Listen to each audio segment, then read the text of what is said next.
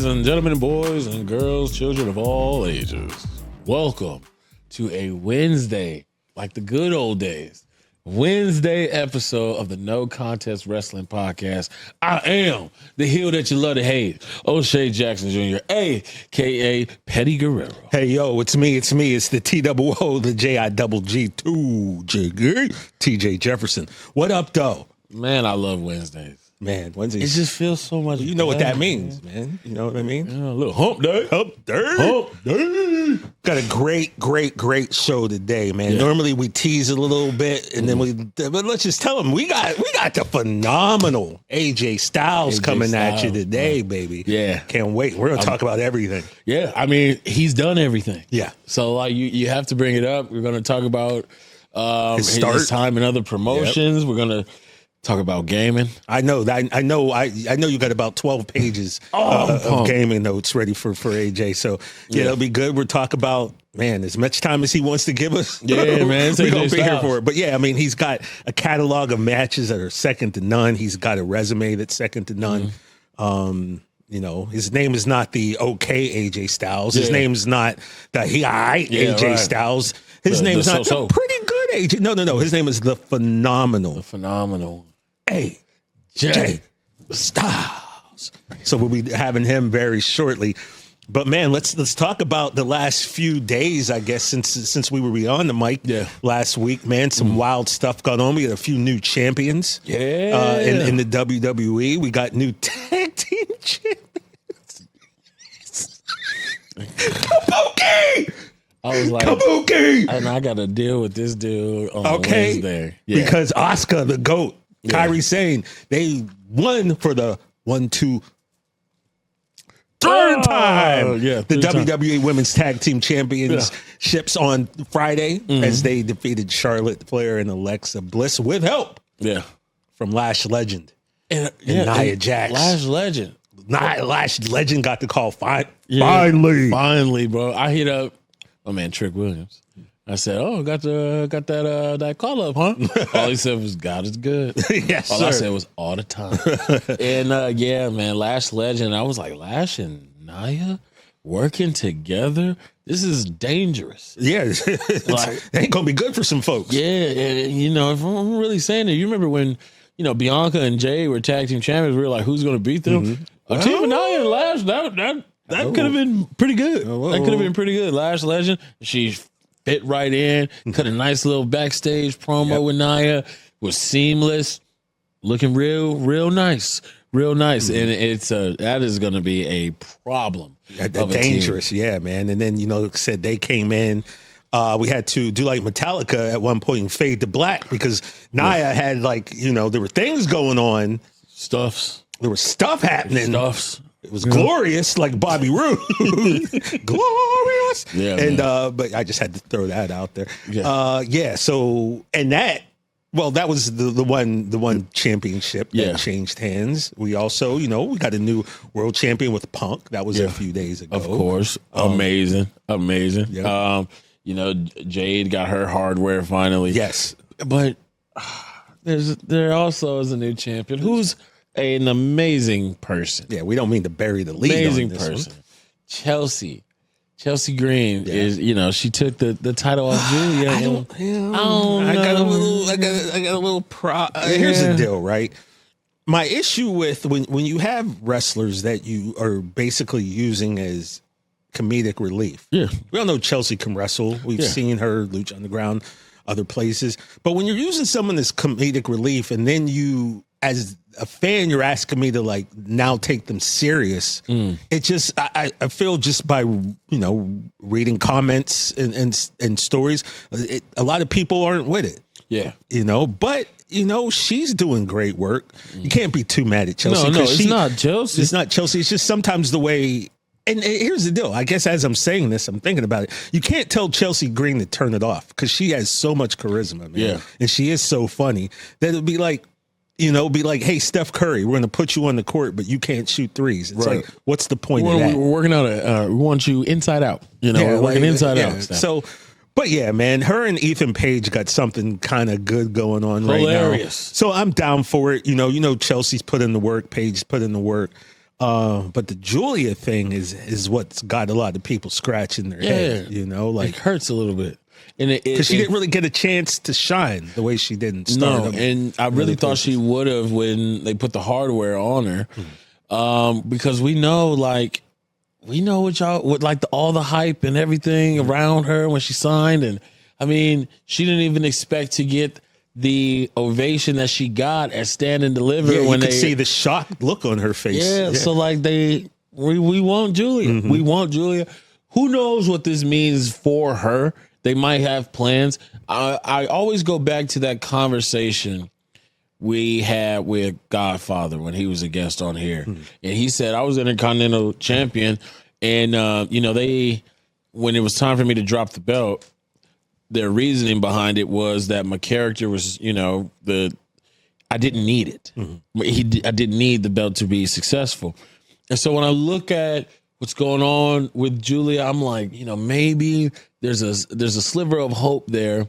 And I know anybody who knows me knows that hope is the pathway to disappointment. But it is you gotta have a little faith. Faith is the better one. That they have some new direction for Julia, because it's too much talent right there. Yeah. Maybe SmackDown isn't the fit. Maybe you need to be on Raw with Vicaire. Because it's they really came in together, Stephanie Vicaire and Julia, I mean. And not to interrupt, but Julia, I think, she was probably the bigger signing. She was prompt to be, yeah. And she was an NXT champion, first, Yeah. So, and they've put on great matches together within the WWE already. And so you separate them, and they're going on different paths, and Vicaire has reached the mountaintop, and it just really didn't feel like there was a good enough grasp around Julia. And what's been happening lately is Raw has been crushing. SmackDown has kind of gotten back to the B show. It has the A belts, but it's been feeling like the B show. So, maybe there's a world where Julia ends up on Raw. I think it'll be a better fit to put her over there with Vicaire. It kind of makes me feel like how I feel about Penta and his brother, them being separate, and you're seeing Penta get this stardom, and then you see Ray, it's not really hitting, which is crazy. Yeah, because Ray Phoenix is one of the greatest in the world. Yeah, Penta will tell you he's the one. So it's a shakeup that's needed. It's a shakeup that's needed because those are two gems that need to shine. Yeah, you can't. And I'm going to give a little shout out here. I sometimes see people on social media trash talking Booker T and his announcing style, which I love, because you two, we're both Booker T fans. But I can promise you this: there are two people in particular who are stars and who would have made it regardless. But the fact that Booker T was Trick Willie's hype man during his intro. Oh yeah, man. Yeah.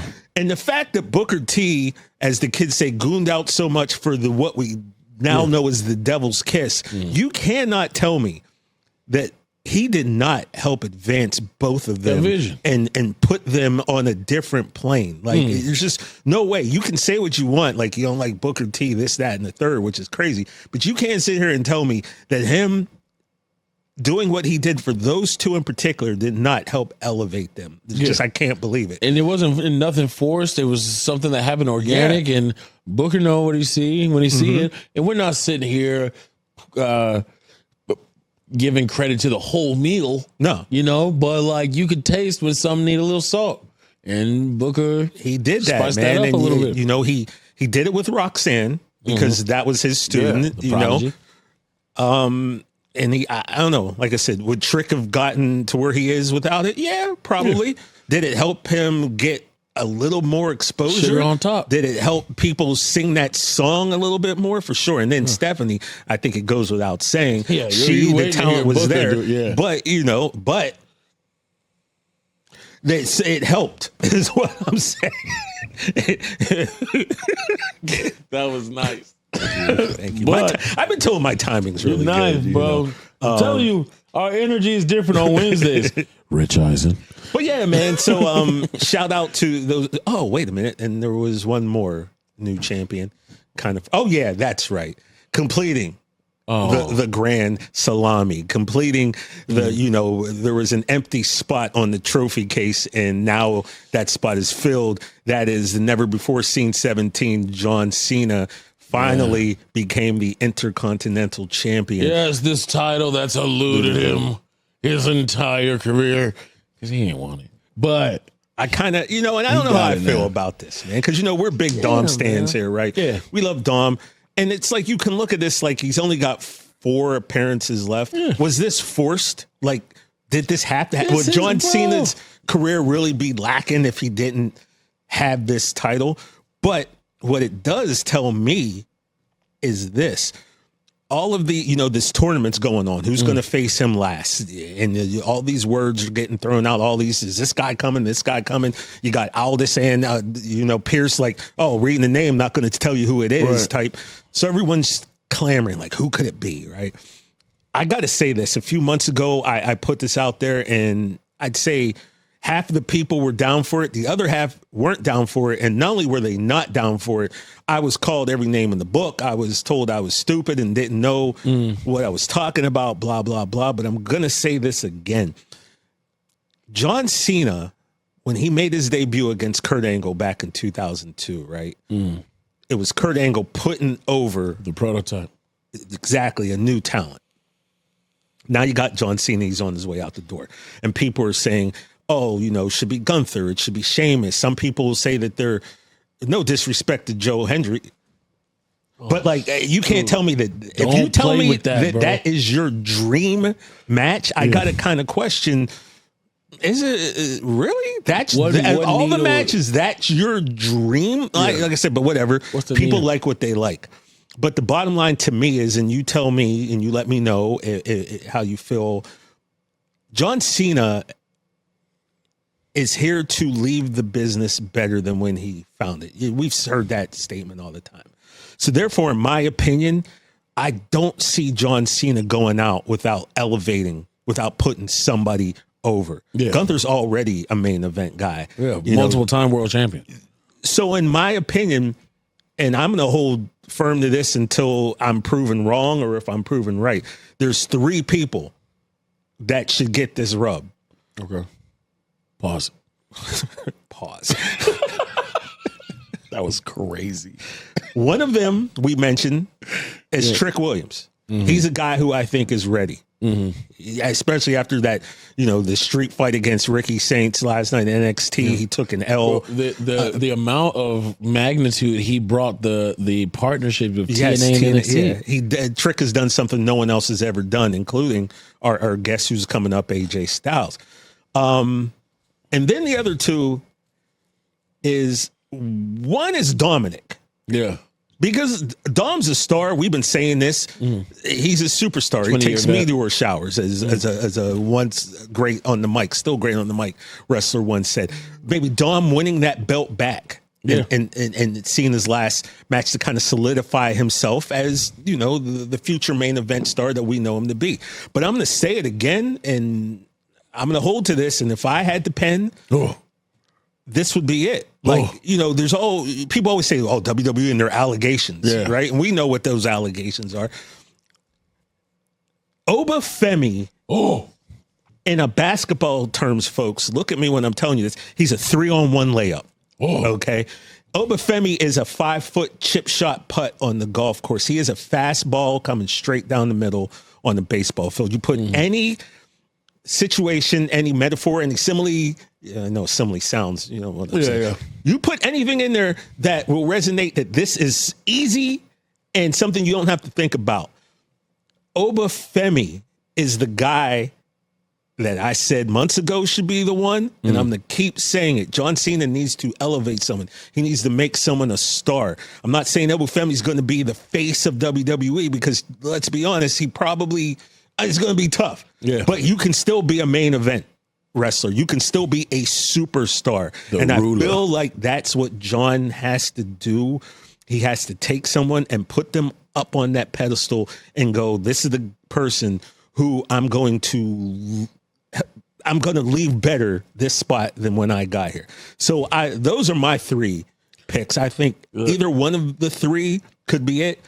Love Trick, love Dom, but dang, man, Obafemi, he's right there, and he is the most F-uppable force that there is. You simply cannot F this guy up. You can't.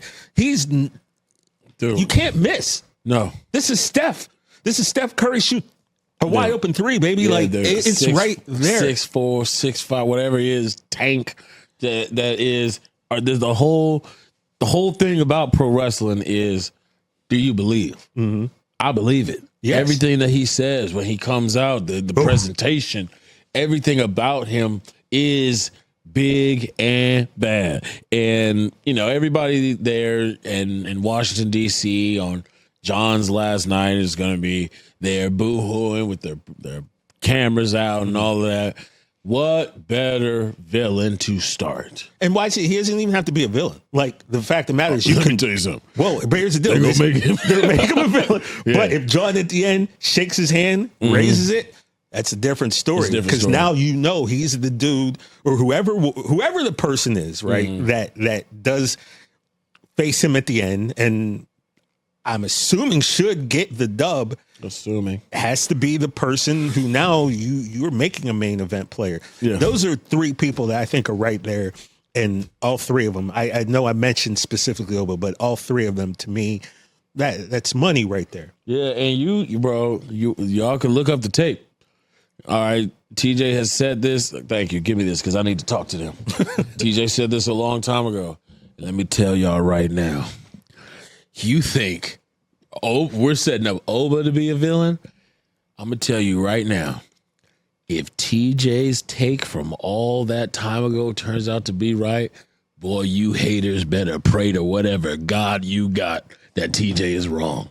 Because, my God, the storm that is going to flood y'all of I told you so's the world has never seen before. How dare you? Don't you ever in your life question a big tuna like that. Get a shot of him. Get a shot of him. Don't ever in your life question the big tuna. Hashtag big tuna. I'll tell you what, you keep with this big fire out somebody right now. Keep that big tuna up, you're going to feel the wrath of this kendo big stick. Tuna. I know that. But yeah, man, how do you feel about it? I think we're kind of, I know you like the three people I mentioned, but I think we're under the same thought, right? Someone said, let Sheamus beat him and win the IC title. Who's that helping? Sheamus is a world champion already. It don't move nobody's needle. We already know how dope Sheamus is. These might be matches that you just want to see. Yeah. But you know how many matches that we just wanted to see that never got to happen? It's just, these are the way things are right now. My man said December, I am out of here. It's not a lot of time. They got this tournament going on. We're getting some pretty good matches out of the tournament as well. We got these two mystery guests that we're trying to see who they are. I think this is the right way to do things. And if you see in the promo package that they keep showing of John saying, I've always thought that my next match, somebody should get the opportunity that I got. That doesn't sound like an established superstar, does it? So the writing is on the wall. We fantasy book. We creative liberties, as we like to call it. We always do this as wrestling fans. And then just nerd culture in general. You know how many people are mad that Star Wars didn't follow their fan fiction that they made in their head? Dog, this is their thing. And we as consumers, we're just going to sit there and we're going to go in what direction we think the company should do. But guess what? You don't work for them. So they have their plan already set in stone. They give you your hints, and you can't get mad and pissy when it don't go that way. It's hard to do because we're wrestling fans, but it should be somebody up and coming, the same way John says in the promo, the opportunity that he got. So that tells me, if I'm reading these tea leaves, that it is going to be somebody from an NXT. He even mentioned NXT, like they're going to do, what did he say? Like, we're going to bring people up from NXT. And some people that don't even work here, which can only be like TNA. But man. So it's, I think the writing's on the wall there. I think the writing's on the wall there. As far as people that make sense, I just can't get past Oba. I cannot get past Oba making the most sense. But like you said, Trick, the amount of work that Trick Williams has done, it it can't be ignored, and it's not. I mean, Ricky kind of put it on him. I don't know if Trick is getting that NXT title anytime soon. It might be time for that, for that call up. What else does he need to do? You're calling up my woman. I'm lonely at the house now. I got to stay in Orlando. Come on, bro. You know, she needs a traveling partner. Yeah, man. But, do right by me. And I know what you're thinking. Of course, these two black guys. Oh, yeah, because not only you say that, but literally in the comment section of that video that we made all those months ago, there were literally at least 3 that were like, yeah, of course the black guy's going to. First of all, whoever said that, I need you to go find a mirror, right? Look at it and then slap what you see. Yeah. That would be yourself. Yeah. If you don't know how mirrors work, it's dumbass. But yeah, man, I don't know. It's just like if you look at Obafemi and you don't see dollar signs, then then maybe you don't like money. That's all I can think of. There's a lot of people that don't like money. It could never be me. Never be me, dog. Come on now. I ain't got no money. What am I? But so that is our 2 cents. Yeah, on the John Cena.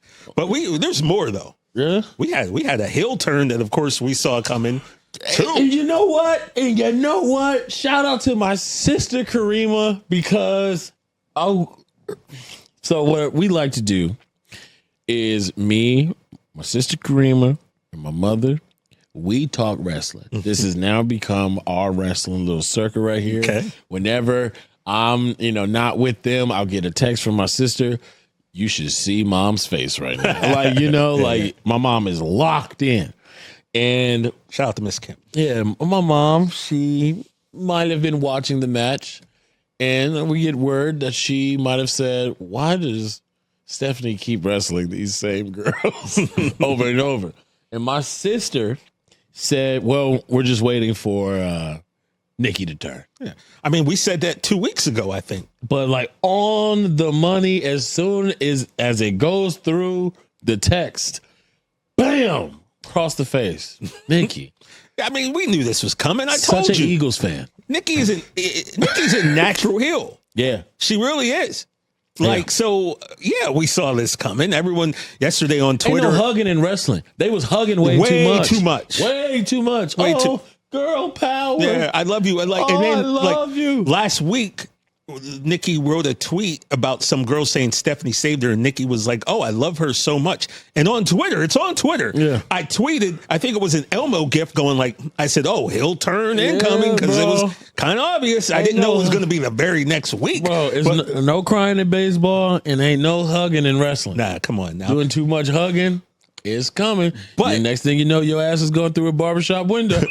But so, Nikki said that, she had a comment on social media, but I don't know, Dawn, I don't know if we have, Stephanie's response. And it was like, I trusted you. I gave you my honest friendship without truly knowing you, but you don't know me either. I don't forgive. I don't forget. And I've never shown mercy. Nikki, you play with fire and I'm the fire. Hey, man, listen. You read that. You ain't stumbled or nothing, bro. Them classes is working. Well, I read that like 18 times over a couple of, you know what I'm saying? I stared at that picture a lot. Picture. Listen, I mean, it was, I can't even take that much. I'll pat myself on the back for the Seth and the Paul Heyman thing coming, which I called weeks before it happened. This one, you should have seen. You should have known. Especially when you would see some of the response, like people online were, trash talking Nikki and like what has she done? Yeah. Like, really? Now. Like, if you're going to ask that question, you weren't paying attention all this time. But it kind of seemed like, all right, if that's how you feel, then this is where we're going to go. So, yeah. My whole thing now is, what does this mean for the hard R's? The hard R's. who had a match, by the way. Like, dude, Raquel got some new gear. Mm. Yes. Oh, baby. Absolutely. So, but now we had a sighting, and that was a Mr. William Regal sighting, and he just screamed out 2 words, and we know what it meant, and those 2 words were War Games. Dude. He did the thing. Right. Like, that is what, like, in such a good way to bring him out, too. So we mentioned that Kabuki Warriors are now the new tag team champions. They got help from Last Legend and Nia Jax. We got to work on the tag team name for them too at some point. And then, of course, Charlotte, Alexa came out. Frenemies or whatever they are. Yeah, they came out. So now, and then we had the return of everyone's favorite Rhea Ripley. Well, Io came out. Io came out. Io! Yep. Io came out. And I was like, oh, man, is Rhea about to come back? And then she's about to come back as a masked woman. We know that Rhea broke her nose in Australia a few weeks ago. So I don't think you can have a War Games without Rhea in a mask, it seems like. Or Io, for that matter. Right. Well, she is Miss War Games. Yeah, that's true, because you know what's going to happen. You know Io's climbing to the top of the cage with a trash can on her head and moonsaulting on somebody. Yeah. You know that's going to happen. But right now we have Io, Rhea, Charlotte, Alexa stacked, taking on Asuka, Kyrie, Lash, Nia. Now, do we add 5? I swore it was 5, I always right? thought, I know traditional. So we'll see if each team gets someone else, or they go with 4. Because they put them in those cages. Yeah. I swear it's 5-on-5. That's what I always thought. But I mean, I guess they can run the 4-on-4. You can do whatever you want. Because I know, first of all, let's also go to the men's, because let's get to the men's. When CM Punk came out there and Jey Uso spawned out of nowhere. That's the first time I seen Jey Uso come out without the music in forever. He was just in the ring. Like, Jay, tell me you been sleeping here? Weren't you expecting Jay to like clock Punk at something? Because it felt like we were getting teased the heel turn for Jay, and then the next week it's like, no, we're good. Yeah. And there's still room. There's still room after War Games, what we decide to do with that. But then, whilst that was happening, because you got the Vision and Logan Paul, who honestly would have fit great in the original Vision as well. But you got that happening, and then Cody was like, I mean, I'm here. And then ran out. I am in the building. Yeah. And runs out to help Jay, because like they got history. And, you know, him and CM Punk, or AEW. And then, so they're locked in against the Vision. And that's Logan. 3-on-3. Yeah. So we going to need. So I know for sure they got to get more, right? For at least one. Man. So I don't know how many numbers War Games is anymore. Up is down, left is black. Everything is all topsy-turvy. So we'll see where they go with it. We got a few more days. They need one more on each side. Absolutely. It might be a phenomenal choice. Oh, but he's a tag team champion. So I mean, you're not going to be here for long, AJ. Get your ass in. He's here for a good time, not a long time. Yeah. And then there's one other thing. So Survivor Series, War Games, we got a few days. We'll talk about that probably, as we get some more information. But before we bring out our guests, there's one other thing I'm going complete Frank Costanza from Seinfeld here. And I feel like I'm about to manage the Yankees. Well, no, but I would definitely wouldn't manage the Yankees. I'd manage the Mets, you know that. But yeah, I'm going to air some grievances. I got a lot of problems with you people, and I'm going to tell you about it. One of them is after Jade Cargill wins the WWE Women's Championship, I start seeing a lot of stories and comment sections and like on Facebook, different sites I go to keep up with wrestling news. And one day it was almost like everybody was a sheep and decided to use the same 3 words. And when I tell you, I saw at least 6 comments that said copy and paste. If I didn't see 6, and I didn't see 1. But people complaining that Jade Cargill, they're like, oh, she's just a copy and paste from what she was at AEW. What is wrong with you people, man? Like, what do you complain? Do you think that she's going to come to WWE and get a whole new look, a whole new wardrobe, a whole new high moveset? flyer now. She's going to start doing tope suicidas, you know what I mean? Like, come on. Hey, by the way, folks, you know who also came from another company and had the same gear and the same music and the same moveset? That would be Cody Rhodes. Yeah, I ain't hear not one person complained that Cody Rahim was the same person he was from the spot that he came in before. But all of a sudden now it's a problem with Jade. Here's the deal. Jade Cargill's not going to put on Matt Classics. Okay. She's not going to put on 6-star matches because that's not who she is. Right. And that's not what she needs to do. It's also the reason why she should be a heel, because I always say, like, a heel should be someone who you can't really relate to. When I told Tiffany Stratton, you're not a baby face. No. People don't look like you. Like, no. Jade Cargill is chiseled out of stone. Yeah, how can a normal person relate to Jade Cargill? Yeah. 6 foot tall with 8 abs, face card that don't decline even with a scar. They had to like scar up to try to make her ugly, and guess what? It still didn't work. Yeah. Like, the woman is built like a comic book character. Yeah. What do you want? Like, so what do you want her to look like that and then become a mat-based wrestler? Also, how much copy and paste can it be when she has the top title in the company?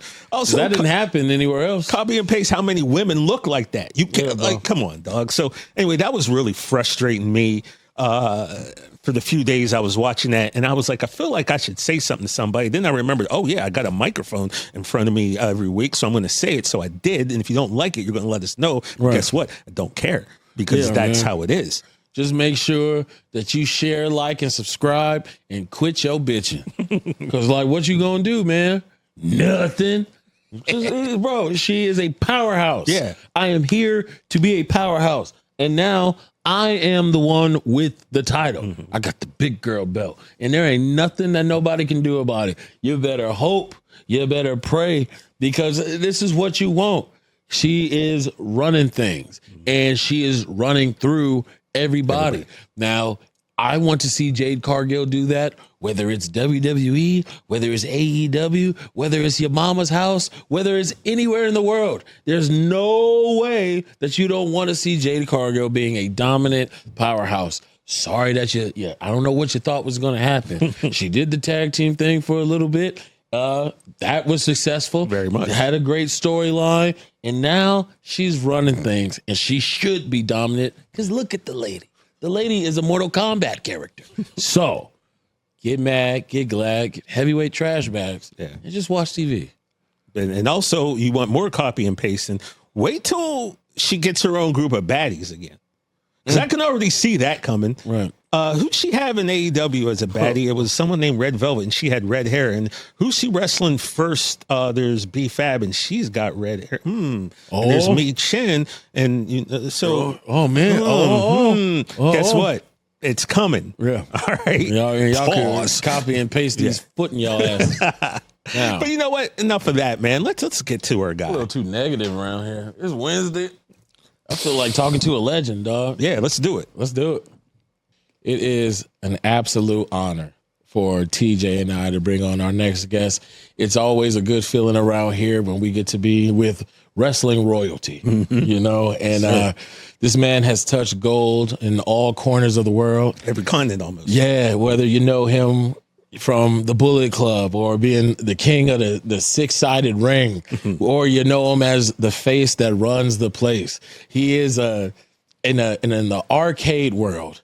He is $1 in a world of quarters. All right? There's no other way to describe this dude. Ladies and gentlemen, the phenomenal one, AJ Styles. $1 in the world of quarters. That is awesome. If I had room, I was going to throw my hood up and then do it, but I realized I would have knocked the microphone out the way. But what's up, AJ? Pleasure to have you, What's up, guys? Man, glad to be here. I had to dig into the T-shirt crates today, and I broke out an old Biz Cliz T-shirt. I appreciate using Biz Cliz on there. All right. That's a cool shirt, too, man. It's simple. And you see, I like the way you popped out in this, because everyone else is in black and white, and you got your blue glove on, and, it just... you can see Styles on there, so yeah, that's pretty cool, man. I never thought about that, but yeah, that's pretty cool. That thank God for gloves, I guess, and that I was wearing them. Right, out a little bit. Now, I mean, there's we got a lot to get to, but we like to start off usually with these interviews with asking you, just from the beginning, what was it? What was the moment that made you get bit by the wrestling bug? What started all of this this wonderful journey you've been on? Well, I can tell you, as soon as I took my first fall in a ring, in an actual ring, like they were trying to beat the crap out of me so that I'd quit. One of those kind of, hey, let's see if he can do it before we even start training this kid. Yeah, I knew right then and there that I could do this, and nobody could tell me different. Nobody. Now, can you remember that first welcome to wrestling moment, a bump that might have, took the soul out you a little bit? Made you rethink? Well, that's the thing is I was young back then, so things didn't affect me the way they do now, right? So I was happy to take the highest backdrop you could possibly give me. I wanted to take the chair shots. I wanted to go through these tables. I wanted to do all these things. So I was invincible at that time. Not now, mind you. When you're young, man, you're invincible. At least you think you are. Absolutely. So you back in high school, you were a 2-time state wrestling champion. Then went on to college, and you got invited by some friends to go watch a match. And is that the moment that you were like, yeah, this is for me? So they were big wrestling fans, and they asked me if I wanted to come with them to train. And that's when I got in there and took that first bump. So they ended up moving on to something else, and I stuck with wrestling. So I wonder how they feel about the whole situation. I'm sure they're happy for me, but I'm like, it's just the craziest thing. A guy from Gainesville, Georgia, was able to make it in the WWE and TNA and New Japan and all these different places. Now, what was I guess, what were you watching? What was some of your inspirations back then? The guys that helped build the mind of AJ. So I didn't have the opportunity to watch a lot of wrestling when I was younger because I didn't have cable. So we had to go out and turn the antenna and hopefully it'd pick up. And so I was a big fan of the Road Warriors. That's who I loved as a kid. But as far as inspiration goes, it wasn't one guy, that I really, thought that's who I want to be like. But the Billy Kidman, Lance Storm, these athletes, that's what I was drawn to, is the athletes of the time. Not necessarily the biggest names, although I was a big fan of Sting because, he looked so freaking cool. How could you not love him? But it wasn't just one thing. I wanted to, I guess, I started picking from a lot of different people. Thank God, because it allowed me to be different and not like everybody else. Now, you are just the same way that you had your bunch of people that you picked from, dude. You have inspired a generation of wrestlers now, and you see so many people are influenced by you. What does that feel like? What is that to know that you left such a mark on something that, you just went with your buddies to go train one day? It's crazy, right? But that's cool. If guys are doing my moves, if girls are doing my moves, that's awesome. I want them to. That just means that I've made an impact in the business, that people have watched AJ Styles and go, freak, I'd like to try that. I'd like to see if I could do that. Because I did the same thing. I was trying shooting star presses and 450s and all kinds of stuff like that because I saw other guys do it. So the fact that if someone does the Styles Clash, I don't care. Thank you for doing it, man. That means it's impacted the wrestling world, and that's okay. I like that. I was going to save this for later, but you brought it up now. So how did you come up with the Styles Clash? This is the dumbest. So my little brother-in-law, I'm sitting on the porch at my girlfriend's house. I wasn't married to a sister yet. And they were trying to power bomb each other. But they couldn't get each other up, so they just kind of dangle upside down and they're talking to each other. And I go, huh. So I walked over there and I gave my little brother-in-law the first ever Styles Clash on the trampoline. Wow. Hey. How did it, what made you hook the arm? What made you do that? I just popped in there. It just popped in there when I was sitting on the porch and walked over there and I just kind of hooked his little arms. He's 5 years old. He's 5? Hooked his little arms and gave him the Styles Clash and he took it perfectly, So you mentioned your wife, Wendy, and you guys have been together. You were high school sweethearts. And what I understand is she wanted to go on a date and she wanted you to take her to a movie. And you were like, I got a better idea. Where'd you take her on one of your first dates? Actually, here's the thing. I didn't have a car. Okay. So she picked me up, and I also didn't have money. And she paid for us to have 2 Junior Whoppers at Burger King. Oh, man. I don't know. A good woman, right? Right, exactly. You fed me? Let me tell you, that's one you hold on to right there, brother. I'm still holding on. I knew I had a good woman right from the get-go. I just tried not to screw it up. And so, but did you take her to a wrestling match one of the first times you... So once I started wrestling, there was no dates because I had to wrestle every weekend, and I would take her with me. And God bless her, she sat through all that painful wrestling that she had to see. I mean, because what kind of boyfriend does that to the girlfriend? It's not. I mean, if you've ever been to an indie show, yeah, we have. they're not the most glamorous places you've ever seen. Yeah, you know. I mean, it is what it is. Yeah, I mean, it is what it is, exactly. But you know, we did get to spend time together, and there were moments where I said, "Listen, one day this is going to pay off," and it just so happens, for once in my life, I was right, and it has paid off. Now, shout out to Wendy for holding you down, man. Yeah, that's right. I gotta ask about this first Styles clash on a 5-year-old. Yeah, that tripped me out because my thought was you're like, it's his white girlfriend's brother. I'm thinking, oh, he's probably 16, 17, 18. You're like, he was 5. Yeah, come here, little buddy. Well, Which is great because that's the most fun you can have with kids. You can choke slam them, power bomb them, do anything to Oh them. yeah, he was one of those happy accidents, you know. So he was a little younger than his brothers and sisters. But you know, hey, we got the Styles clash out of it. How old were you hitting this style? I had to be maybe he was a little bit older. I'm just guessing because I just remember him being little. Because I started when I was 21, so it wasn't too long after that. Maybe 22, maybe 23 when I came up with that move out of the blue. So now, something that we like to ask, but now see, you weren't necessarily watching though. Is there a time where either you having the knowledge behind the curtain, just any point in time as a fan, can you remember a time when wrestling broke your heart? What I like to say on the show is watching as a kid, when I saw Hulk Hogan crash through the Rock's ambulance and almost kill him, my whole day was ruined. A lot of people bring up the Undertaker streak being taken out by Brock. Is there a moment where you either saw a finish or something you're like, wow, like that stung a little bit?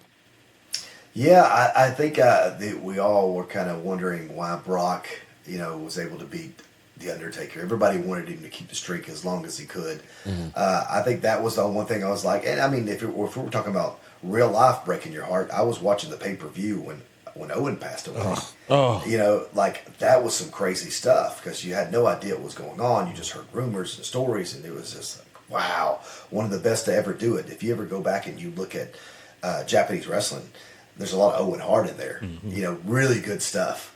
So I just I remember going, wow, this is tragic. Like this is crazy that Owen Hart, one of the best to ever do it, we're not gonna be able to see him in the ring anymore. So it was that was a heartbreaker for me. Absolutely. So you started training in '98 under Rick Michaels. Can you explain all of our NCW fans who was Mr. Olympia? Me. There was a chance to get in the ring, and I was like, yes, I want to get in the ring. I want to try this thing out. And he said, Mr. Olympia. I said, I don't care. Put a mask on me, and I'll do it. So, yeah, I had a singlet that I'd taken from college because I never gave it back, so I guess I stole it. Turned it inside out. Had my wrestling shoes. And, yeah, Mr. Olympia was reborn that night. Because I'm pretty sure he exists somewhere. Of course. Absolutely. There's nothing too new under the sun, especially when it comes to wrestling. Yeah, true that. Now, you've been able to have this long-standing career. You've seen all corners of the world. I like to say you've been around the world and aye. Is there anything that you feel is missing a little bit in this new age of wrestling? And also, is there anything that you're glad that it's gone? Well, I can tell you the one thing that's missing, and I still to this day, I will go over at my buddy's house before we work out, and we will watch old school wrestling, which is what we do. That's kind of our thing. And the one thing that I think is missing the most is selling. The way they used to sell back in the day, man, they really made you believe that this hurt, that this guy's in pain, and I just feel like we've gotten away from that, and I'm just as guilty as anybody. But if we could take it back and make less is more kind of thing happen, I think that would be best for everybody. And what was the other? What was the one thing that you're glad is gone? Right? Is that the one thing it was? What was it? You know what? After taking them for so many years, I'm glad chair shots are gone. Yeah, I mean that's a good reply. I mean, you tried to find ways of making them hurt less by like jumping into it when he's throwing it. You're kind of putting your head into it so he doesn't get a full swing. But at the end of the day, it never feels good. And I'd love to tell you that chairs in the back feel good, but they don't. Kurt Angle almost knocked my soul out of my body. Like, I mean, there's been some hits from a chair shot that they're pretty strong, guys. Some guys swing them, and you got to. You got to. Yeah, and we had Mick Foley. You know, Mick Foley has taken quite a few chair shots, but something that you said that Mick also spoke on, because when we had Mick Foley on, he talked about how he's, not the most athletic. He's not going to outperform people in that aspect, but he was always going for the moment, stealing the show moments. And I heard you recently say that a lot of people won't remember matches and, all the things that you put into it, but those moments, what are some of the ones that you remember getting off where you were like, like that was the one. That was a, highlight reel. Well, like as far as moments go, I mean, that's what it's all about. If you can create moments, people will remember those forever. There was a good moment between John Cena and I at SummerSlam the first time we got in the ring together, and people were excited to see it. That was a really, really cool moment.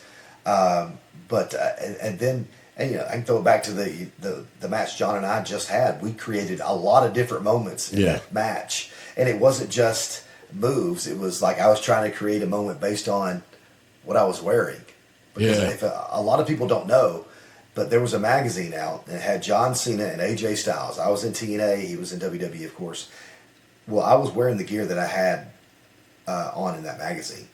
So for those who put it together, it was cool for them, I guess. For those who aren't old enough to remember it, they're like, well, he's wearing shorts, I guess, But there was then you have the moments where the Sister Abigail, and he hits me with that. And there was like you could see that moment. And there were just a lot of throwbacks in that match if you knew the history of AJ Styles and John Cena. I think most people knew John's. Maybe half knew what AJ Styles did, because we did for guys that we wrestled. It was kind of like, well, you know what. It was exactly the way Triple H said it. It was like a love note to pro wrestling. Like that's what we wanted to create out there. All the people that we wrestled, all the things that we've done, we're just going to bash it all together and just kind of make history with that match. That's what we were trying to do anyway. I think a lot of people enjoyed it. I did. So absolutely. Yeah, I had this question saved for later in the interview, but since we brought it up now, and it's literally what I wrote. It was like you and John's love letter to pro wrestling, and to all your former opponents with all the moves that you guys were using. It was one of those matches, AJ, where like as a wrestling fan, I personally sat back, and I've been watching since the early 80s. I just sat back and had a smile on my face, man. And it was just fun. It was just a fun match to watch. You guys seem like you were having a blast, and something really cool happened there. Right as Alicia Taylor is about to introduce you, John hands her a slip of paper, and he wrote your introduction. Now, my question is, did you know that was going on? Did you know he had written something, or were you just as shocked in hearing this for the first time like the rest of us? When I heard the definition of total nonstop action, I was like, wait. Were they talking about me? and so I was like, oh, okay. This is, and when I realized, I was like, this John, like you could see me look at him. What did you do? Kind of thing. And it was pretty freaking cool, man. That was a introduction I had no idea that I was getting, but he found a way to make me feel just as important as he was in that ring, and it's very much appreciative. Well, AJ, I don't know if you know this, but you are just as important in the world of wrestling, my brother. Don't ever let anyone tell you or make you think that you ain't. I appreciate you saying that, because when I look in the mirror, I'm just this old beat up man who, Old beat up man who is in the best. I don't know internally how you feel, but just from the bird's eye and looking at you physically, you look like a freaking superhero right now, bro. So it's hard to say that you're broken. It well, I'm hiding it. But I'm blessed, man. There's no doubt about that. To be able to, I've been hurt, I felt like 2 years in a row I got hurt, broke my foot, and then I freaking had a little frank injury, which almost ended my career. I thought it was over. But I was able to fight back and be able to get back in the ring and finish on my feet. That's important to me. It's just like I'm the one who gets to decide when I'm finished. Not an injury, not someone else. I get to decide that.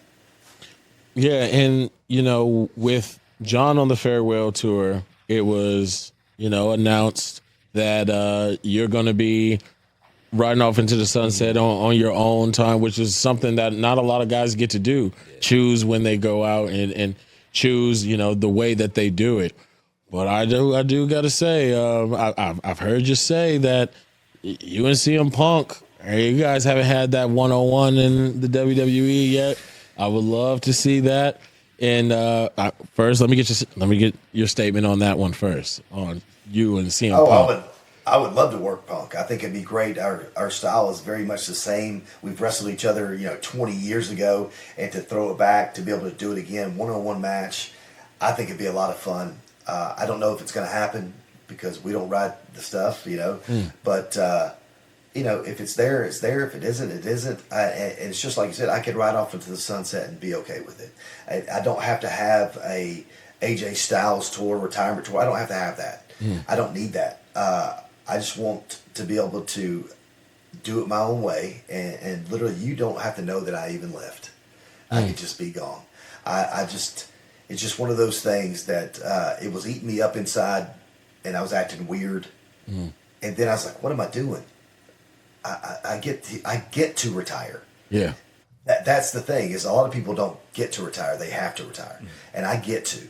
And so I'm just going to enjoy, what time I have left. And if I have to, you'll never have to know I'm gone. I'll just be like, oh yeah, by the way, I've retired. And I'm okay with that. Now, Phil, my man CM Punk, he's a friend of mine. And let me tell you something he was our very first guest. He was the guy that helped kick He put us on the mat with this. With our podcast, No Contest Wrestling. So let me let you know right now, I am all for pushing propaganda to get this match done. Now, somebody else who I've also spoke about pushing the propaganda, our last guest was the TNA World Champion, my man Mike Santana. And Mike Santana had this to say about you. If we can play the clip.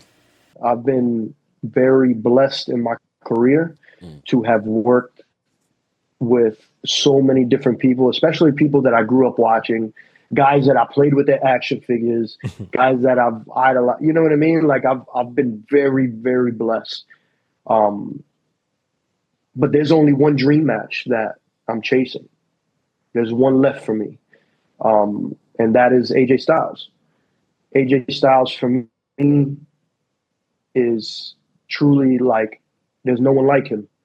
And I think when he's gone, there ain't going to be no one like him, And the fact that like he hasn't been in TNA, since 2016, 2015? The fact that he's still recognized, still to this day, after every amazing thing that he's done since leaving, the fact that he's still synonymous with TNA and still considered the face and the original homegrown talent of TNA just speaks volumes, bro.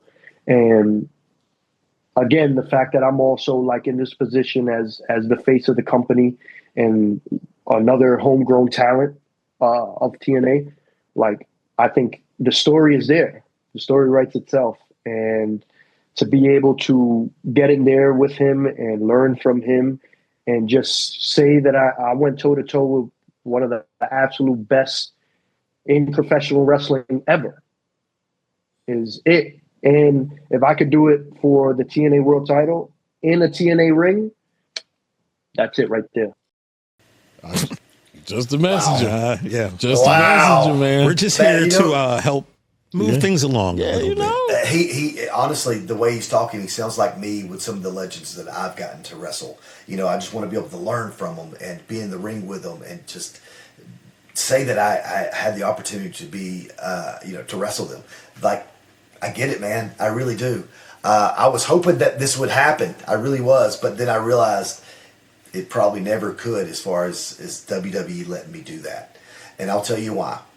It's because as soon as I open those gates for the main roster talent, now everybody's going to want to do it. So I don't know if it's going to happen, if I'm being honest. But I would like to. Don't get me wrong. What a moment it was when I was able to go back. But, I just don't see that match. I don't see a match happening as of right now. Even with the seemingly partnership that NXT? Yeah, because it's exactly though. It's NXT. It's got the partnership, not the main roster talent. Gotcha. And listen, I wish I could do it. I think I should be the only guy to do it, but that's being very selfish. So we'll see what happens in the future. I don't know necessarily, but we'll find out together. Listen, all right, TJ, I want you to hear. There's as of right now, I'd like to. There's hope. All right, you got to have faith. So you're saying there's a chance. Yes, you got to have faith. And this is the first seed of propaganda on the No Contest Wrestling. Hey, AJ. I'll say this. Literally, as I'm talking to you guys, I'm coming up with ideas in my head how to make that happen. So there you go. AJ, listen, a chia pet grows in 3 days, man. You got to plant the seed. You got to put some good soil on it. This was the seed getting planted with Mike. Yeah. I don't want to hear that it can't happen because there's no way AJ was our next guest, too.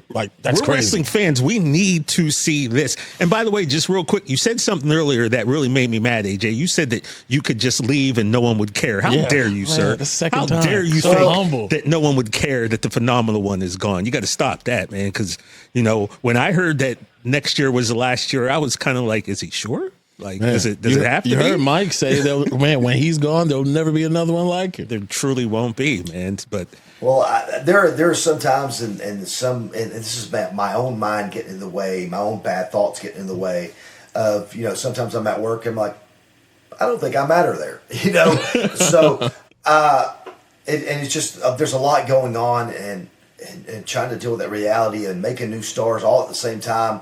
And John Cena's having his, his retirement tour. Like, I get it, man. There's a lot going on. And that's why I say it was in my head. It was messing with me. Mm. So I got to get that out of my head and be okay with just walking away and doing my own thing. Speaking of you saying you didn't matter, I don't know if this is something you want to get into, if this was a storyline, but a few months ago, I guess on Raw, you had said that there were people that didn't want you there. Was that something that was, was that a work? Was that a shoot? Was that building up to something? Is that something you just want to not talk about? It was something I was trying to set up that I don't think is going to happen. So, and it's not necessarily not true, but I'm not talking about Triple H. So I wanted to clear that. But that's about all I can say about it. God. Copy that. Now, I mean, a lot of people didn't think they'd ever see you in the WWE ring. And so I would love to kind of get that feeling that you had, that Royal Rumble. First of all, coming in at, number 3? That was wild. That's not usually the spot for, a surprise of that magnitude. So what was that like, that first Royal Rumble in hearing the pop? Yeah, because in the documentary you did, you said that, and we brought this up to, I can remember one of our previous guests, and I brought this up to them. You said that you didn't think that people would know you, which is, as you like to say, is crazy. Yeah. But what was that day like? Oh, and you got to think, there's the WWE bubble, and some wrestling fans don't watch anything other than WWE. But the fact that it was in Orlando was a good thing for me because, of course, TNA ran out of Orlando the whole time. And so I was like, well, there's got to be a couple that might know who I am. And I've been gone for 2 years in Japan, and I've been coming back to the States to do indies, but that's way different. Yeah. I basically haven't been on mainstream TV in 2 years. So that was a real thing. I didn't know what to expect. And coming out number 3, Oh my Yeah. gosh. Thank God people wanted to see AJ Styles or I would have been doomed. By the way, Vince didn't know who I was at all. No. So I'm just throwing that at you. He thought it was like, it's just a fluke, flash in the pan. And this, it's just Orlando. So I wasn't even on the show on Raw the next day. I think it was the next day, yeah. Oh, wow, really? Bro. They put me on it after that, and I went and had this match, and he literally told me, he's like, I got 100 guys that can do what you do. And I understand why he was saying that, because I was trying to be what I thought WWE wanted me to be rather than be AJ Styles. And once he told me what he needed, and I know you've heard the story before, he was like, I need a pit bull. Mm-hmm. And I was like, oh, I know that guy. Yeah, for sure. AJ, you are, speaking of a pit bull, we're jumping forward and backward and side to side. But you're somebody, when I watch you in the ring, I feel like everything you do hurts the person that you're doing it to, man. It just, you make it seem as though you are really putting 150% in every punch and every kick. Was that a part of your style that you kind of brought out a little bit more once you got there? Because he made that pit bull comment? No, that's kind of who I was. That's what I like to do. That I like to make everything I do look painful. As realistic as I possibly can. I want them to think that AJ Styles is one pissed off son of a gun. And I want it to show in my face and how deliberate I am with what I do. So that's kind of my thing. That's what I want to do. And easier said than done. It's not like I just got into wrestling. I was that guy. Mm-hmm. I had to figure out who I was. And I understand that I'm not 6 foot. I'm under 6 foot. So I have to look meaner than everybody else. So a lot of times that's what I'm doing. There's no wasted movement. At least I try not to have any wasted movement. A kick's just not a kick. And a chop's just not a chop. I want to make every one of them count.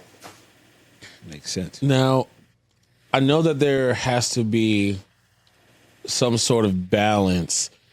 You go out and you go out to these crowds and these arenas, and you never know who's seeing you for the first time while you're there. Can you talk about, because there's a lot of new age wrestlers who try to do their whole moveset in every match. Can you talk about what finding that balance is of like when to save things for bigger moments or even bigger events, and like not to burn out your moveset? Yeah, there's a time and a place for everything. And I have move sets for the beginning and the middle and the ending part of a match. And so I've got a plethora of them. And so I don't have to use every one of them. And I'm only going to use the big ones when it matters the most, when I think that we're going to get the biggest reaction. Like, that's when we use them. When you're young, man, you just want to do everything you got. Yeah. And I get it. You're trying to hope that people see you and go, wow, this kid's amazing. But once you learn the psychology of everything, it doesn't work that way. And once you get to where you have time limits on your match, there's no time for that. Again, we don't want any wasted movement within that match. We want to make everything count. So sometimes you have to be unselfish and make sure the other guy's getting his stuff in, because I don't want to squash anybody. I want us both to look good, because if we both look good, that means either I lost to a guy who was really good or I beat a guy who was really good. So I want to do my best to make sure everybody gets over the match. I want to sell the match, not just myself. Okay. Is there anybody that comes to mind when you are, face to face with him, or when you have been face to face with him, where like, this guy's going to take care of me? Or like, is there any like gold star standard where you're like, yeah, we're going to put on something good and he's going to make sure I'm all right? The first name that pops up is Finn Balor. Like, when I get in the ring with him, and I've been in the ring with him several times, but here recently as a tag team, and it's just like, man, this is going to be so easy. Being in the ring with this guy, I don't have to worry about anything, and it's just like that. This is just one of the guys, and there's several of those guys. Jimmy and Jey Uso, you don't have to worry about those guys. Like, we know we're going to have a banger. Like, there's a couple guys, like, I don't know why John and I have so many great matches. I really don't. I'm being honest, because we're nothing alike. But but we have this timing together in the ring that's I've had with very few guys. You know, when you get in there with your best friends now, they're allowed to hit you harder. Yeah. Like when I'm in there with Joe, man, just come at me, dude. I'm gonna let my body do whatever it's gonna do when you hit me. You know, I love working him because he looks more violent than he is. Christopher Daniels is another one of those guys, just amazing. And I can go on and on about so many guys that you're just like, oh my God, dude, did we just have a 5-star match on accident? You know, because it's just timing. Let's talk about that. I love how you're bringing these people up, and it's leading to questions that we have. In October 2017, you did the TLC PLE now, the PPV back in the day. But you wrestled the Demon, and this was right after you came off a tour, a match in Chile. Then you flew in. Yeah, I don't know if you guys have heard that story, but it was crazy. Talk to us. I think it was in either one of or close to the last match of the show. This when we were in Chile, and they go, "Hey, we're going to put you on first because we're going to have you go and wrestle Finn Balor. Bray Wyatt's sick." So I'm like, "Oh, all right." So literally wrestled the first match, took a shower, got on a plane, flew me to Florida, got on a private plane, one of Vince's private planes, and flew to wherever we were. I don't even know at this point. I slept on the plane on the little couch they had, and got to the show and had an amazing match with Finn Balor. It was a crazy night, but you know what, man? I was stoked that they asked me to do it. That they knew that I was going to be able to pull it off and have a great match with him, and and it was a great match. Sometimes I'm of the thought process, right, that sometimes you can just have a wrestling match. Yeah. And story is necessary most of the time, but I feel like sometimes you could just put two people in the ring and let them go. And that's kind of what it seemed like. And I remember the crowd seemed so hot, the two Bullet Club leaders going at it. And you guys just, man, it was beautiful to watch. And then at the end, throwing up the too sweet to each other, man, that was it was just one of those moments as a wrestling fan. You just, especially if you're someone, right, who, like you said, if you only watch one organization, then you probably felt had a certain way. But if you watch a little bit of everything like we like to do, and we kind of knew the backstory and understood it, man, that was too sweet. Mm-hmm. It was a cool moment. It was a cool moment, but I'm pretty sure I think I heard, or maybe it was in an interview or something, like Vince was like, "What are they doing?" Yeah. We're too sweet to each other, but I don't think he cared as much once it got the pop too. So. Yeah. It was little things that, again, that's a moment, right? Yeah. That we had together. Now, I want to talk about a personal moment because like I said, there's a lot of people that didn't think you would ever be in a WWE ring. I don't know about your own thoughts, but you made it, and you made an impact. And he made an impact. Oh. I see what you did there. Come on, man. That's what we do here. But you won the big one. You were WWE champion. So I want to know the journey that you went through, going around the world, all the locker rooms you had been to get to what is the world knows as the top of the top, and have the hardware. That first night as champion of the world, what did it feel like laying your head on the pillow as WWE champion? Well, I can tell you this, man. I had dealt with the fact that I was never going to have a WrestleMania moment. I'd never be in WWE. At the time I'm 37, 36, around in there, and I'm an older guy, and if they haven't come to me at this point, they never will. And I was okay with that. I dealt with that. But then going on and as quickly as it happened, even being told I'm going to be in the Royal Rumble match was pretty quick. I'm like, oh my God, and then not knowing whether I could wear my logo on my gear. That's the reason why I didn't throw it up at the Royal Rumble, was because I didn't know if I could use it. They had to make sure it was good. I'm like, I own it, well, we gotta. So that's why my gear looked different. But then going on to wrestle Dean Ambrose and having a really cool match with him, man. Had a lot of great matches with him. He's another one of those guys that's just unbelievable to be in the ring with. It was surreal. I was like, wow, I am the WWE champion. And I'll tell you what was cooler than that. because we had to take the championships home with us at that time. Yeah. And my wife was like, hey, some of our friends, you know, they want you to bring the belt over. They want to see it. I'm like, okay. So I go over there, and they had thrown a party for me for being the WWE champion. And I thought that was really cool. Like, they totally got me. I was like, why is my brother over here? Like, what? You know. So it was a really neat, a nice surprise. And it showed me how proud they are of me, you know, for doing this crazy wrestling thing. And it was a really cool moment. Now, we definitely want to continue talking about, you know, your journey and everywhere you went. But I take it back again. Back in 2002, you had to try out with WWE, and they were going to sign you, and you turned down the chance to work for them. Can you tell us, our fans, you know, why? What went into that thought process? Listen, this was hard for me because, of course, I wanted to make it in the WWE. I wanted to at least train to be better, and I went up there and I had a decent training, I guess you'd say. You know, they just kind of go out there and they offered me the deal. And mind you, I had to move to Cincinnati for $500 a week. And I know that this is a couple years ago, so it's not terrible money. But I was also making that at my regular job. Right. And they took out taxes. You know, what was your regular job, AJ? What? I delivered bottled water. Okay. Hey, people need water. Right. You know, it is what it is. More importantly, you need to eat. So that's why the job's important.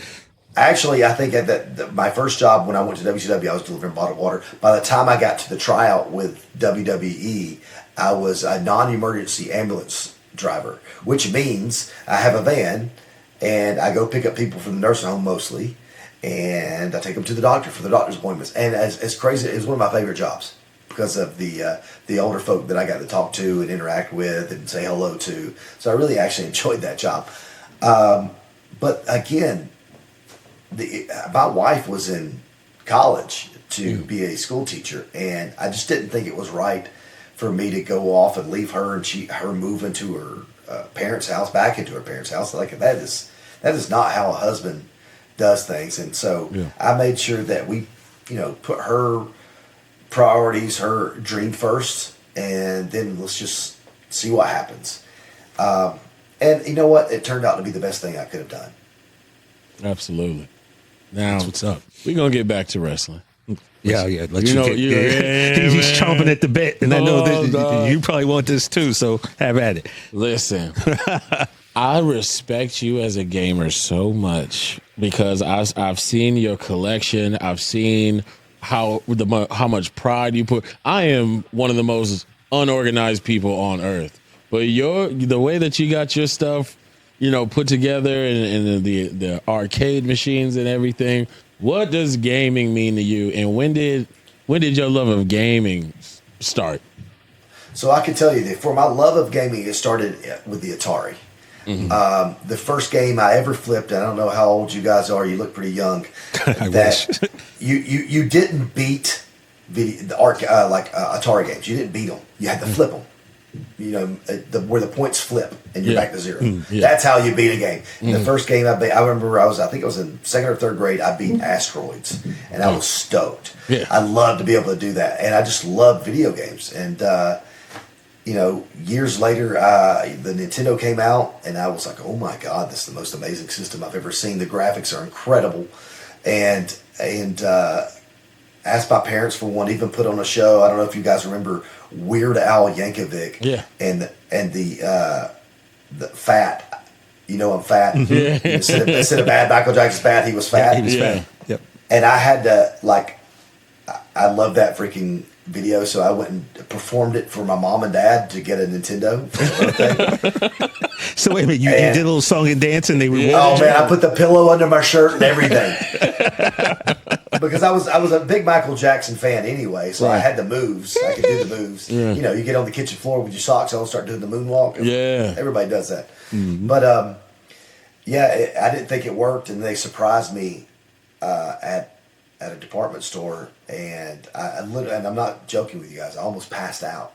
Yeah. Like I turned white, and I was like, oh, whose is that? And like joking around because I knew it wasn't mine. And my mom said, yours. I was like, oh my gosh. Yeah. And so it changed everything, dude. I just love being able to, whatever's bothering me, whatever I'm going through, if I can get into a video game, I get lost in that video game for a little bit. I don't have to think about everything else. It's just my time for me to, have fun and not hurt anybody. I've gotten in trouble many a times by, playing games that Uncharted, for example. I don't know if you ever had played this game on PlayStation. It's ridiculously awesome. Nathan Drake. You're playing a movie. I pissed my wife off so much because I would just be hours on this game playing. It's so much fun. But my rebuttal to her would be like, well, you know what? I guess I'll just get dressed to go to the bar and get drunk. Meaning there's worse things that I could be doing. Bro, this is my argument because there's a bunch of people out there that they try to say that, the guys the gamers, that we not good people. Would you prefer me to be out in these streets? All right, because it'd be real easy. You, as a woman, you know where I'm at. Yeah, I'm just at my game. Like, man, thank you, dude. You're speaking my language, man. I'm not saying it's right. I'm just saying it could be worse. And I've spent this much time on a video game.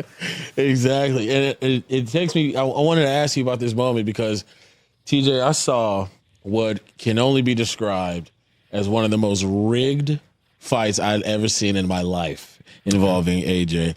They had him play against that dude in the gold jacket. You played 2K against that guy, and he just cheesed Brock Lesnar's German suplex on you 1,000 times, and then he wins. And it was the most frustrating thing to watch as a gamer. I was like, why'd y'all bring AJ out here to lose? Yeah, well, you know what? If they would have put on No Mercy on the Nintendo 64, I would have smoked that kid. Exactly, dude. But I haven't played the game. Oh, no. I didn't know what I was doing at all, and still don't. Rigged. So I don't know why I was picked. Oh, he's a gamer. That's like, listen, I enjoy my friends who I've met in NASCAR. They're really great people. I don't watch NASCAR.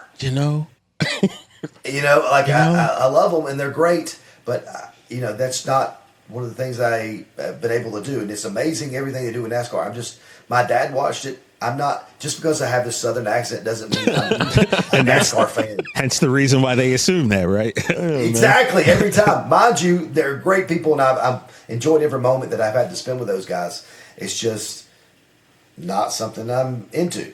All right. Now, if I put you, we're going to get back into wrestling, I promise everybody, but I got to get this off because I feel like he really enjoys this, man. Sounds about video games. But you're on a desert island, man. I can only give you 5 games for you to take. Can you list 5 of them for me? Listen, mine is going to go back older than most people. A lot of people don't like Super Mario Brothers 2. I do. Nostalgia is a big part of that, and it's a really fun game. In fact, at the time that I'm talking to you, I'm going through Doki Doki Panic because I have it and I'm playing it. If you don't know Doki Doki Panic, it was the reason, like Doki Doki Panic turned into Super Mario Brothers 2. There's Doki Doki Panic is a game in Japan, and then Nintendo of America turned it into Super Mario Brothers 2. So I love that game. It's so different. It makes sense. Mario wakes up from a dream. That's why nothing made sense. That's why all new characters. I get it. Right. But then Super Mario Brothers 3 comes out and it's freaking amazing, dude. Yeah. It blows 2 out of the water. It's just so good. The Uncharted series, if I can just name all of those, are amazing games. They're not open world, but they are a little bit. The sandbox isn't that big, so I like that. Mike Tyson's Punch-Out is a classic. Yeah. I have that on my Play Choice 10. If you don't know what that is, look it up. It's an amazing arcade. With 2 screens. 2 screens on that. 2 screens. I got 2. Yeah, that's right. And last, there was a time where this is a toss-up for me. Okay. Because as much as I love Madden and NCAA, the last great games for the systems were in 14. The reason why I say that is because I could spend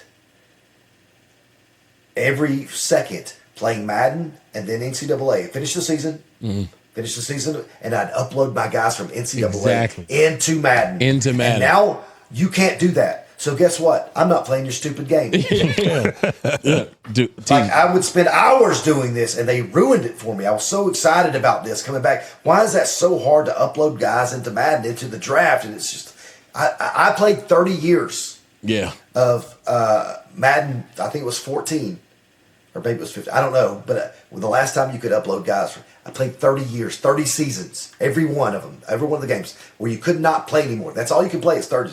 Yeah. Yeah. That's how much I love that game. Dude, you would be able to have your college players, you go through your full 4 years, and then it would let you Draft them? export it, and then when you put Madden in, you import your player into Madden, and so it's you continue his life. I never knew about. Yeah, they go to the draft, dude, and you can draft them because these guys.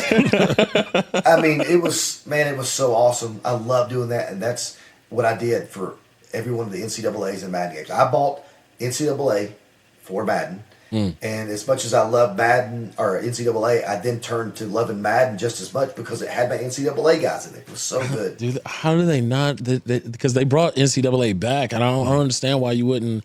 They gotta. There's no way you can't do it now. Either way, I digress, bro. Last thing I'm gonna ask you, because I know you're a big, the Neo Geo, Sega Dreamcast, all even brought up Sega Saturn. He's got a Jaguar. Do you got an emulator at all? You got a handheld emulator? Yeah, dude, you gotta have that. No. So a lot of the guys that I buy, like I'll go and find games because I'm a game collector, a console collector, and they'll get pissed off at me. They're like, "Are you gonna play it?" I go, "Of course not." Yeah. It's going to sit in this, bag that I have sealed off. I'm never going to play this game. It's going to be in my collection, but I will go on an emulator and I'll play it. I like to go on my emulators, and just find the games that I have and go, "Oh, that's cool. Let me try this one out." Right. See, okay. We could have a whole episode. AJ, I am such a fan right now. All right, TJ, please. Well, look, man, if there's any more gaming stuff he wants to talk about, I say keep it rolling, keep it moving. Bro, I'm thinking most something. let me tell you this. The most underrated system ever made is the Sega Dreamcast. It was the first 100%. system that you could get online and play. And if you were playing, well, they didn't have Madden. I think they had 2K at the time because and it was really a great game. You could look on your controller and pick your plays, so nobody could see your plays on the screen.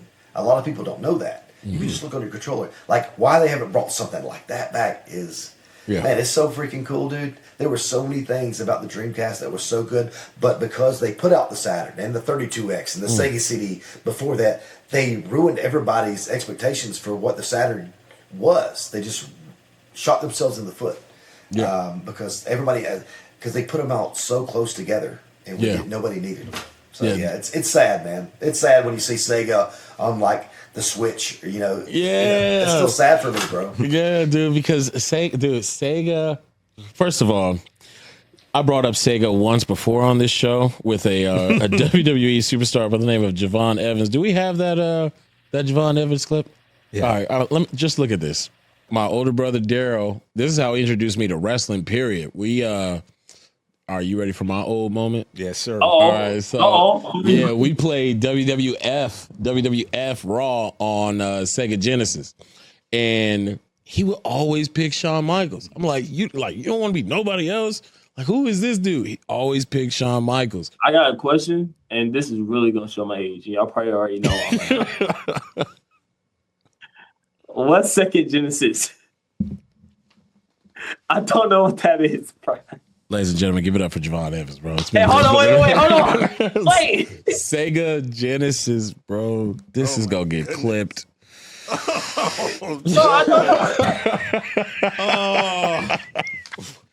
Bro, I could tell by the look on his face he had no idea what Sega Genesis was. And that's what we got to realize. Like, I've been wrestling for 25 years. There were people that weren't even alive when I started wrestling. Him being one.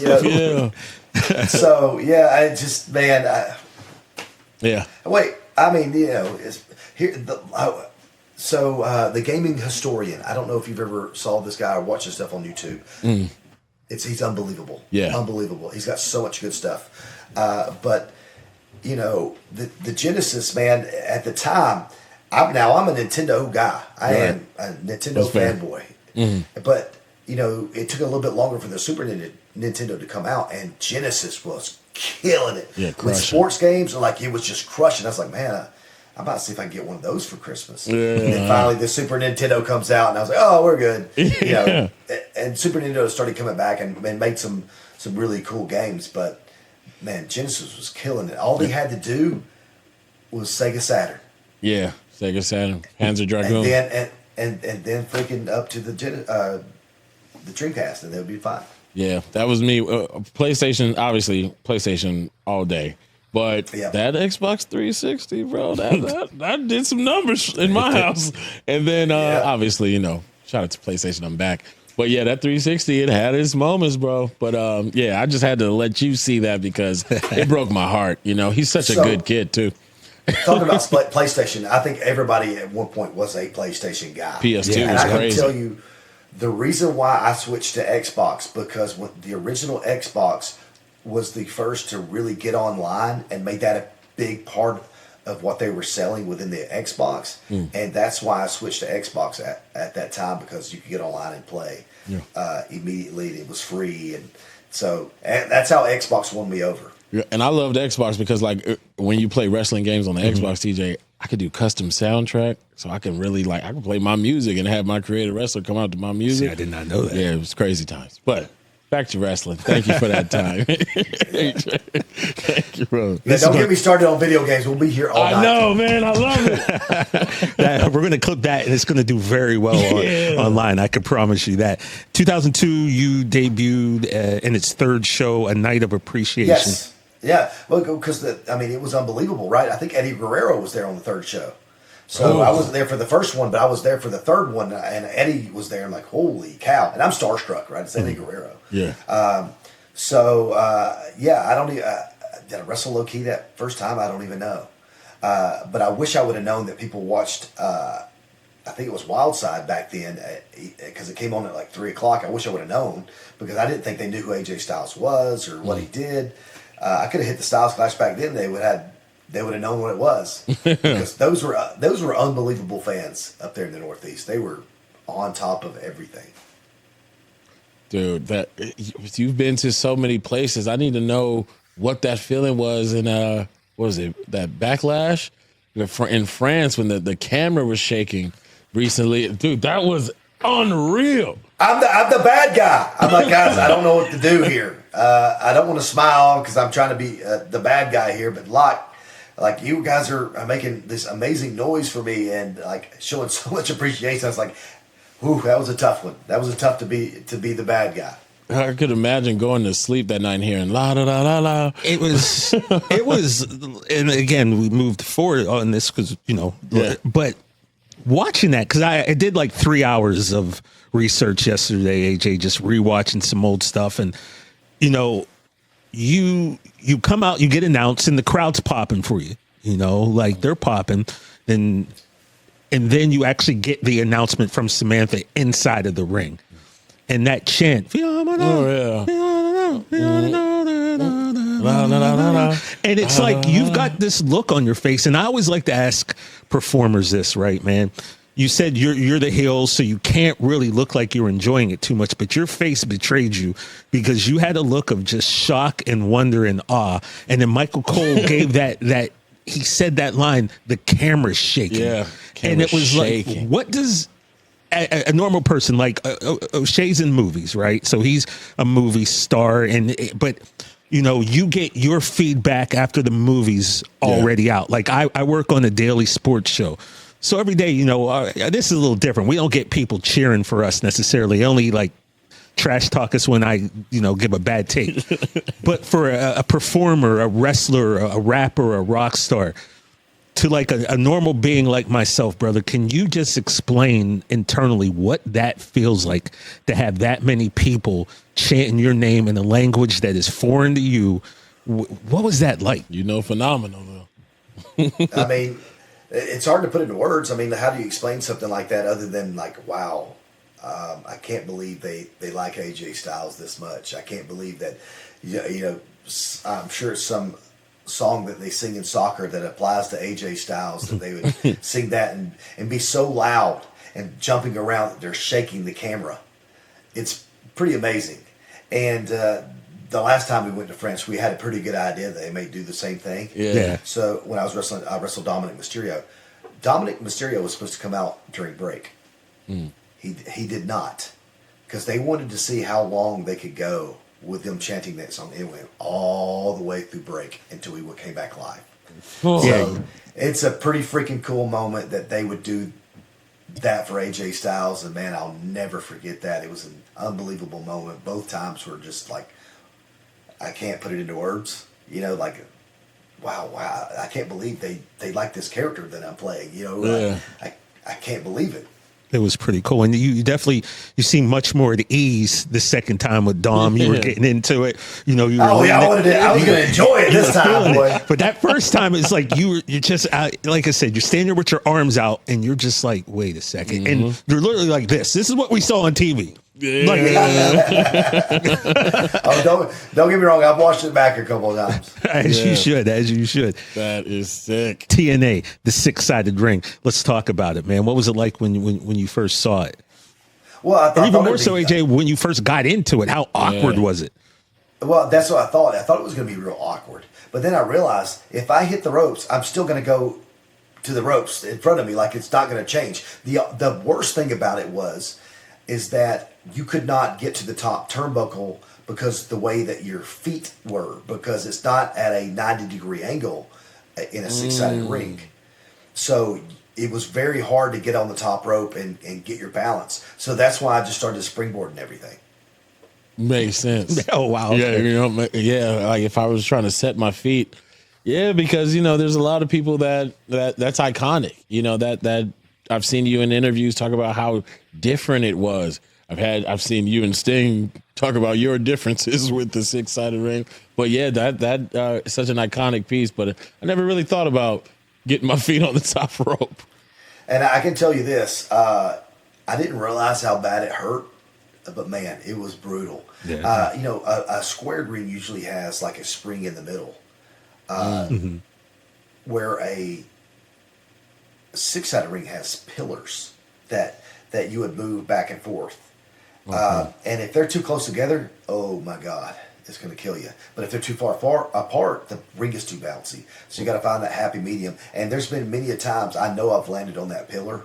Yeah. And you just gotta eat it, man. It is what it is. But I will say this. I don't know if we're going to this, but I'm just going to go. No, we can. When Hulk Hogan came in, I was like, no way they were going to get rid of the 6-sided ring. That's who we are. That's how we're known. Yeah. And sure enough, it was gone. Yeah. And there was a time where Kurt and I were wrestling, and he gave me the belly to belly off the top rope, and I just I'm never taking that again. I'm done. It's killing me. And we got into the squared ring, and Kurt was like, "Hey, do you mind taking the belly belly?" Because I love Kurt so much. I was like, "Yes." So he gives me the belly belly off the top rope in a squared ring, and it was like landing on a pillow compared to what it was in the 6-sided ring. And I was like, "Oh." And it right then and there, I was like, I'm kind of glad we switched to a squared ring. That's going to be good for us, guys. Yeah, as someone who was a TNA fan back then and watched the product a lot, people always like to say, when WCW went away, they stopped watching. And I was like, you guys not know that TNA was there? Yeah. Do you not know ROH? There was a lot of places as a wrestling fan that you could have gotten your fix. Like, do you understand what you were missing out on by not being a TNA fan, by not watching what was going on there all those years? It's amazing to me, from you to Joe to Daniels to Kazarian to, AJ, I watched the Beautiful People ring entrance on YouTube for about an hour. Well, completely different reasons, but you know what I'm saying. Oh yeah. But speaking of Kurt Angle, January 2010. You wrestled Kurt for the TNA World Heavyweight Championship, and it was the most watched episode of Impact of all time. Do you have memories of that match? We've wrestled so many times, I don't remember which one it was. I can tell you this: we never had a bad one. Believe that. So, that's a flex. that doesn't surprise me. And Kurt was so good, and he was a machine. I know you've heard this before. He didn't get tired, which is very intimidating. But thank God I was young enough to hang with him. I had some lung capacity to be able to hang with Kurt Angle because he did not slow down, and he was so freaking intimidating in that time that I swear he had to blow people up in WWE. He had to. Mm-hmm. He was just too good, man. So Kurt Angle he's a different one of the goats, being, man. Bro, mouthpiece sure. Kurt Angle, peak Angle. Yeah. And think about Kurt Angle. He's from Pittsburgh. Close to where I was, and he didn't start wrestling until I think he was a junior or senior in high school. Like you would assume Kurt Angle would have been wrestling from like third grade. That was not the case. And also a little known fact, Kurt Angle has, I think, 4 brothers. And the word on the streets, AJ, is he may have been the least tough of the 4 Angle boys. I've heard that too. I've heard many stories about his older brother, and he's a bad man. Okay. AJ, you've given us so many gems. Yeah. We have our number one question that we ask everybody their first time on the No Contest Wrestling Podcast. So I got to ask you, you're in a bar, you're out having a good time. There's 50 dudes in the bar. They don't like AJ Styles. They heard you didn't like NASCAR and it made them mad. It was down south somewhere. All right. Yeah. So I need to pick a team of you and 4 other wrestlers to make sure the phenomenal one is getting to the car. Well, I can tell you this. I'm going to pick the most intimidating man I've ever seen in my life. And it's just based on his size. He's a sweetheart of a guy, but they don't know it. And I've never seen any fight or anything like that, but I'm pretty sure he could break somebody in half. And I'm going to get Omos. Omos, come and help me, bro. I just called that. Just called it. Yep. He's a scary human being if you've never seen him before. He's just unbelievably huge. He's not skinny tall. He's scary tall. Yeah. So, but I may have to call up on the Usos. I'll get both of them to jump in there because I know they'd be there. Samoa Joe. Yeah, Samoa Joe. I got Joe coming. And see, I guess that leaves me one more. Who would be that last guy? Are we going from any time or any era, AJ? Yeah. Oh my God! Give me Rick Rude. Freaking! I know I'm going to be fine with Rick Rude. Like that guy's coming and he's going to clear the house. Yeah, Rick Rude for sure. All right, AJ. So before we let you go, I want to let you know that we are inducting you into the No Contest Wrestling Hall of Fame. Congratulations. Now in the Hall of Fame, we're going to have your AJ Styles bust there, and we're going to have a monitor, and it's going to play on the loop 3 of your favorite matches, 3 quintessential AJ Styles matches, 3 matches where if people didn't know you, they're going to know you after watching those 3. Do you have 3 that you'd like to live forever? Oh man, they got to give me the match at Unbreakable, right, with Joe and Christopher Daniels. Obviously, yeah. That's a good one. The match with Cena, I don't know which one I'd pick. SummerSlam or Royal Rumble or freaking the one we just had. Right. We'll go ahead and put all 3 in. We make the rules. We'll edit okay, all right. And so now I got one more that I'd want in there for people to remember, and that's a tough one. That's a tough one because now I got to think back to who I wrestled, and man, that's tough. But that match with me and Dean Ambrose, that TLC match where my gear gets ripped. Yeah. I'm showing half my butt cheek. That was a really, really good one, man. Yeah. It was really, really good. That 450 through the table was crazy, man. Like, I was like, man, I can't believe that. That's one of my break. And now another one just hit me. Can I tell you one that I'll put in on my own for you? All right, go ahead. You, Nakamura, Wrestle Kingdom 10. Freak, of course. I watched that this morning. I woke up at 6 a.m. just to rewatch that match because that was one of my all-time favorites. You know, the thing is that people go, we're excited about me and Nakamura at WrestleMania. And I'm like, you understand the fans are different. Like, they will make you enjoy a match and you won't even know it. That's how good the fans are in Japan. But I was also, that's another match I would definitely throw in there. I had one with Suzuki. Yes. Just a regular match. Him and I were like, hey, did you get a lot of tweets or something about that match? You go, yeah, I guess people liked it. I don't know. We didn't think anything of it. We just were like, great match, man. Thank you. That's all. That's it.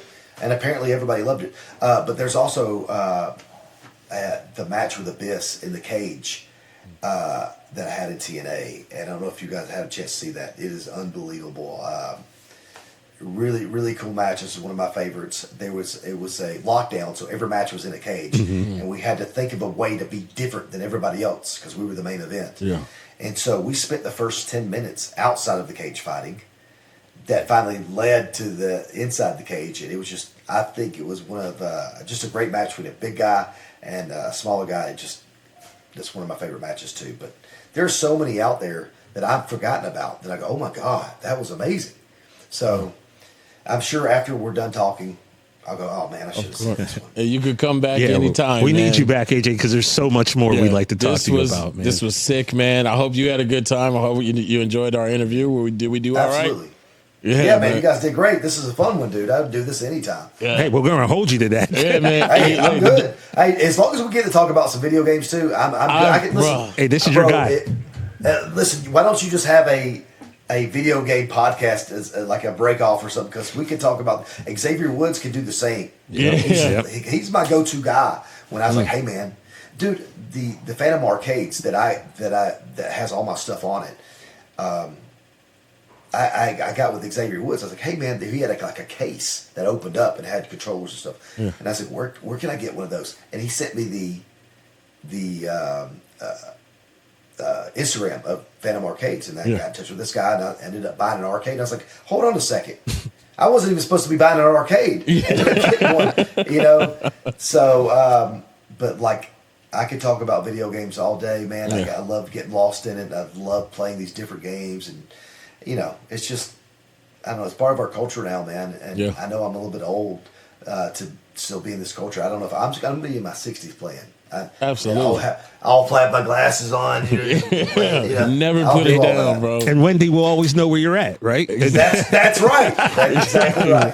AJ Styles, man, thank you, bro. Enjoy he really your is. Day. He Phenomenal. really is. He really is. Yeah. Phenomenal. Appreciate it, guys. They don't want none, bro. They don't want none. Don't do it. Let's get AJ Styles. For all of our listeners, I'm sorry you had to hear that. We just did the the AJ Styles intro. But you can watch the YouTube video to see what we did. What a good dude, man. That was fun, man. And you know what? It's Nerd Out with AJ Styles. And I knew it. I knew when I was prepping for the interview, I was like, there's going to be about a solid 10 minutes where I ain't going to have nothing to add to this conversation. And it held to be true, but it's fine with me because, like I said, I learn a little something every time you get someone and you guys get to geek out over video games. And I think it's pretty cool, his man. Stuff. Yeah. He knows his stuff for real. Like, I think you two are best friends now. Dude, if I want to go to his, because like you got to see. It's on Up, Down, Down. When Xavier took a tour of his gaming little setup in his house, dude, it's so much history in there, and he's right. There's a bunch of stuff he's just not playing.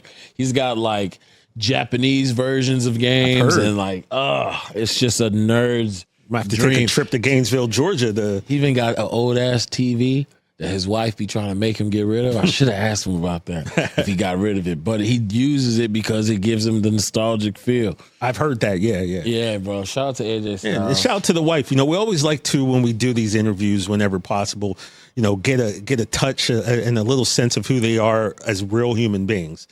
Someone once said in a comment, like, wow, you guys really use the government names a lot. And I'm like, do we? And I thought about it. I was like, yeah, we kind of do. We did with AJ. Yeah. But like, for me as a fan and me as an interviewer, like I'd like to kind of get to know the person as a human being. And what we've done is with a lot of guests, we get to know like their spouses a little bit, and they get to tell us how, the wives or the husbands have held them down and helped them in their career. So that was cool to be able to talk to him, maybe give her a little shine because, the wives, what you realize when you watch stuff like Dark Side of the Ring and stuff. And I don't know if we've talked about this before, but we as fans, we have our favorites and we love them and we watch them.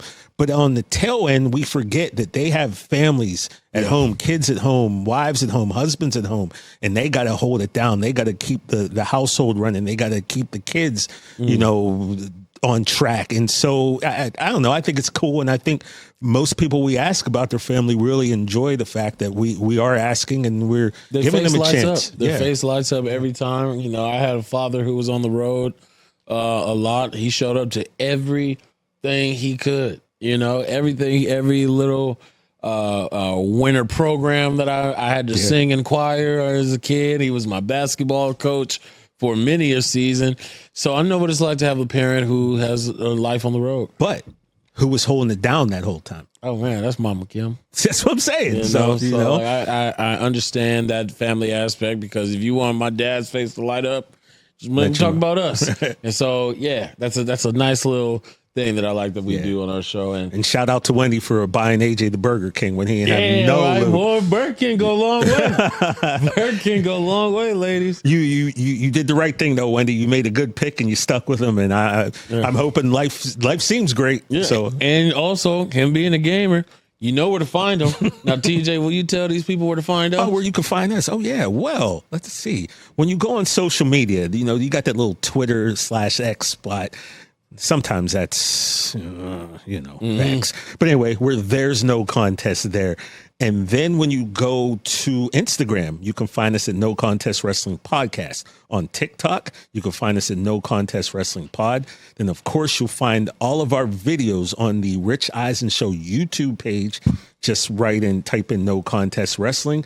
ESPN app, of course. We are the first and only wrestling podcast on the ESPN app. You just go there and you find us, and you find him at O'Shea Jackson Jr. on social. You'll find me at TJ Jefferson and 2 Jiggy, and man, wherever you watch or listen, we're there. So you ain't got no excuse. Come find us. Come find the phenomenal AJ Styles, and then come back when I'm right about Obafemi. You feel me? Yeah, you filthy animals. On behalf of my co-host, best in the world, TJ Jefferson, I am the heel that you love to hate, O'Shea Jackson Jr. Make sure y'all have a good day, but not too good, because who the hell do you think you are? Bye, Miss Parker.